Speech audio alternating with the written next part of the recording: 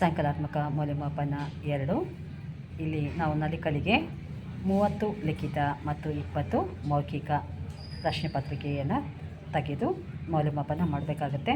ಒಟ್ಟಾರೆ 50 ಅಂಕಗಳಿಗೆ ಎಲ್ಲ ವಿಷಯ ಕುರಿತು ವಿಡಿಯೋದಲ್ಲಿ ಕಾಣ್ಬೋದು ಅಂಕಿಗಳ ಹಂಚಿಕೆ. ಇವತ್ತಿನ ವಿಡಿಯೋದಲ್ಲಿ ಸಂಖ್ಯಾತ್ಮಕ ಮೌಲ್ಯಮಾಪನ 2 1ನೇ ನಲಿಕಲಿ ವಿಷಯ ಕನ್ನಡ ಲಿಖಿತ ಪ್ರಶ್ನೆ ಪತ್ರಿಕೆಗಳು ಮತ್ತು ಮೌಖಿಕ ಪ್ರಶ್ನೆ ಪತ್ರಿಕೆಗಳನ್ನು ಚರ್ಚಿಸೋಣ. ಒಟ್ಟಾರೆ 50 ಅಂಕಗಳ ಮಾದರಿ ಪ್ರಶ್ನೆ ಪತ್ರಿಕೆ. ನಮಸ್ತೆ ಎಲ್ಲರಿಗೂ, welcome to my YouTube channel the world of knowledge. ನಾನು ಶ್ರೀಮತಿ ಕಮಲಾ ರಮೇಶ್. ಫಸ್ಟ್ ಮೇನ್ ಕ್ವೆಶನ್ಗೆ ಹೋಗೋಣ. ಸ್ವರ ಚಿಹ್ನೆಗಳ ಹೊಂದಿಸಿ ಬರೆಯಂತಿದೆ. ಇದು 5 ಅಂಕಗಳ ಪ್ರಶ್ನೆ. ಎರಡನೇ ಮೇನ್ ಕ್ವೆಶನ್ ಸಂಖ್ಯೆಗಳನ್ನು ಓದಿ ಕನ್ನಡ ಅಂಕಿಗಳಲ್ಲಿ ಬರೆಯಂತಿದೆ. ಸೊ ಇದಕ್ಕೆ 5 ಅಂಕ. ಮೂರನೇ ಮೇನ್ ಪ್ರಶ್ನೆ ಅಕ್ಷರಗಳನ್ನು ಜೋಡಿಸಿ ಪದ ರಚನೆ ಮಾಡಿ ಬರೆ. ಇದಕ್ಕೆ 10 ಅಂಕಗಳು. ಬಿಟ್ಟ ಸ್ಥಳಗಳಲ್ಲಿ ಕನ್ನಡ ಅಂಕಿಗಳನ್ನು ತುಂಬಿ ಪೂರ್ಣಗೊಳಿಸಿ ಅಂತಿದೆ. ಇದಕ್ಕೆ 5 ಅಂಕ.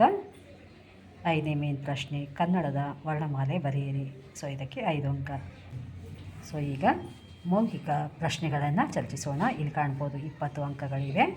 ಸೊ ಇಲ್ಲಿ ಗುಂಪಿಗೆ ಸೇರದ ಪ್ರಾಸಪದಗಳನ್ನು ಗುರುತಿಸು ಹೇಳುವಂತ ಇದೆ. ಸೊ ಇದಕ್ಕೆ ಒಟ್ಟಾರೆ 4 ಅಂಕ. ಎರಡನೇ ಮೇನ್ ಕ್ವೆಶ್ಚನ್ ಚಿತ್ರ ನೋಡಿ ಕತೆ ಹೇಳುವಂತಿದೆ. ಸೊ ಈ ಚಟುವಟಿಕೆ ನಾವು 7.2 ಪೇಜ್ ಸಂಖ್ಯೆ 37ರಿಂದ ಆಯ್ದುಕೊಳ್ಳಲಾಗಿದೆ. ಅದೇ ರೀತಿ ಮೂರನೇ ಪ್ರಶ್ನೆ ಚಿತ್ರ ಸಹಿತ ವಾಕ್ಯಗಳನ್ನು ತಪ್ಪಿಲ್ಲದಂತೆ ಗಟ್ಟಿಯಾಗಿ ಓದುವಂತಿದೆ. ಇದಕ್ಕೆ 8 ಅಂಕ. ಪೇಜ್ ಸಂಖ್ಯೆ 23. ಕೊನೆಯ ಪ್ರಶ್ನೆ ನಿನಗೆ ತಿಳಿದಿರುವ ಯಾವುದಾದರೂ ಒಂದು ಪದ್ಯವನ್ನು ಹೇಳು. ಸೊ ಇದಕ್ಕೆ 2 ಅಂಕ. ಸೊ ಒಟ್ಟಾರೆ 20 ಅಂಕಗಳ ಮೌಖಿಕ ಪ್ರಶ್ನೆ ಪತ್ರಿಕೆ. 50 ಅಂಕಗಳನ್ನು 20ಕ್ಕೆ ಪರಿವರ್ತಿಸಿ ನಾವು ದಾಖಲೀಕರಣ ಮಾಡಬೇಕಾಗತ್ತೆ. ವಿಡಿಯೋ ನೋಡಿದ್ದಕ್ಕೆ ಧನ್ಯವಾದಗಳು. ಲೈಕ್ ಕೊಡಿ, ಶೇರ್ ಮಾಡಿ, ಹಾಗೆ ಸಬ್ಸ್ಕ್ರೈಬ್ ಮಾಡಿ.